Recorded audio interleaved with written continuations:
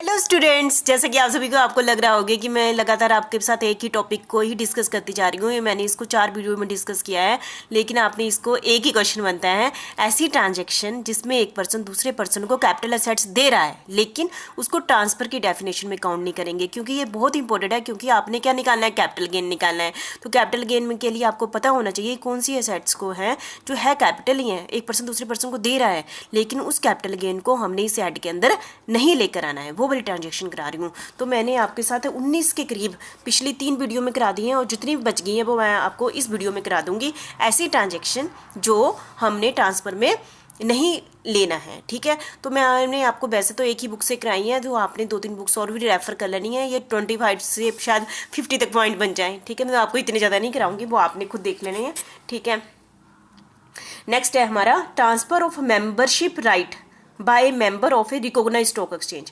मतलब कि कौन ट्रांसफर कर रहा है अपना मेंबरशिप राइट?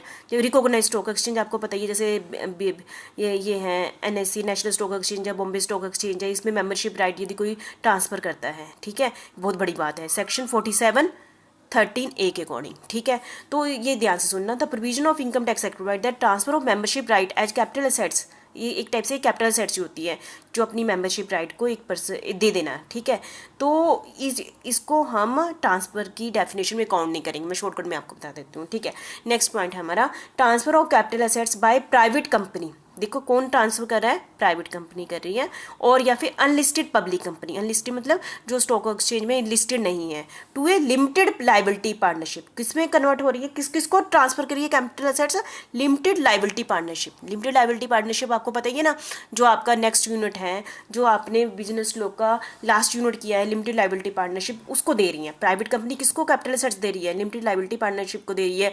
या फिर अनलिस्टेड पब्लिक कंपनी किसको दे रही है? उसको दे रही है निपाने। तो इस टाइप की जो कैपिटल असेट्स जो ट्रांसफर की जा रही है, उसको ट्रांसफर की डेफिनेशन में हम काउंट नहीं करेंगे, ठीक है। इस टाइप के कैपिटल गेन को हम इस हेड के अंदर नहीं लेकर आएंगे। कौन से सेक्शन के अंडर है? सेक्शन 47(13)(b) कह रहा है, ठीक है। तो मैंने आपको शॉर्टकट में बता दिया, ठीक है। Transfer of capital assets with regard to conversion of a proprietary concern into a company, ठीक है। जैसे कि मैंने पहले पार्टनरशिप को कहा था ना कि वो कंपनी में कन्वर्ट हो रही है, तो इसमें मैं क्या कह रही हूँ? सोल प्रोप्राइटरी, मतलब कि एक बार किस में कन्वर्ट हो रहा है? कंपनी में कन्वर्ट हो रहा है। तो उस केस में जो भी कैपिटल असेट्स मतलब कि एकाकी व्यापार कंपनी में जा रहा है, तो वे सारी कंडीशनें वैसी है जो मैंने आपको पार्टनरशिप में बताई थी। कौन से सेक्शन के अंदर? सेक्शन 47(14) के अकॉर्डिंग।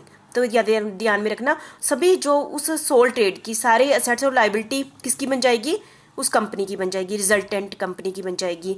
और जिस पर्सन ने अपना व्यापार दे दिया है, शेयर में कन्वर्ट कर दिया गया है, ठीक है, उसको उसके बदले में क्या बन जाते हैं? शेयर मिल जाते हैं उसको। उसके अलावा और कंसिडरेशन नहीं मिलता है। ये पार्टनर के केस में भी सेम ही था ना। और उसका कंपनी में कितना शेयर मिलेंगे? मिनिमम उसको 50% के करीब कंपनी में शेयर मिल जाते हैं, ठीक है। तो सेम सारी कंडीशनें हैं जो मैंने आपको किस में कराई थी? पार्टनरशिप में, लास्ट वीडियो में कराई थी, ठीक है।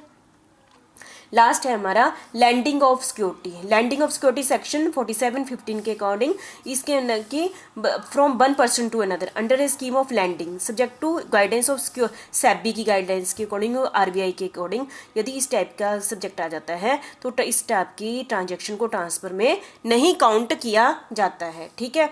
नेक्स्ट है हमारा transfer of capital assets in case of reverse mortgage, ठीक है, 47(16) के अकॉर्डिंग। तो इसमें भी हम ट्रांजेक्शन को कैपिटल गेन में काउंट नहीं करेंगे, ट्रांसफर में काउंट नहीं करेंगे, ठीक है।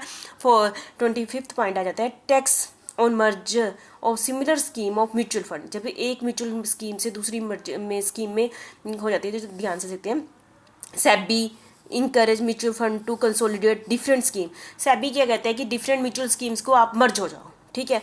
तो जब एक स्कीम की दूसरी स्कीम के पास कैपिटल असर जाती है ना, तो उस टाइप की ट्रांसफ़र को हम इसमें काउंट नहीं करते हैं ओवरऑल, है ना। अभी तक तो जो लास्ट पॉइंट तक तो आप इतनी बारी मैंने रेपिटेशन कर दी हुई है, तो यहाँ पर तो आप सिर्फ हेडिंग से ये पूरा टॉपिक बना लेंगे, ठीक है। तो मैंने 24 पॉइंट आपके साथ डिस्कस किए हैं।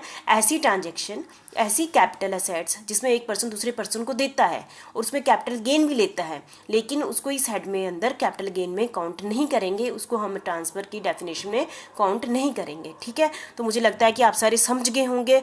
ठीक है, आपने इस टॉपिक को बहुत अच्छे ढंग से कर लेना है कि मतलब कि समझ लेना है। ठीक है, आप एक बार सुन लो भी लोगे ना तो आपका वैसे ही एक टाइप अच्छा क्वेश्चन तैयार हो जाएगा। ठीक है, थैंक यू वेरी मच।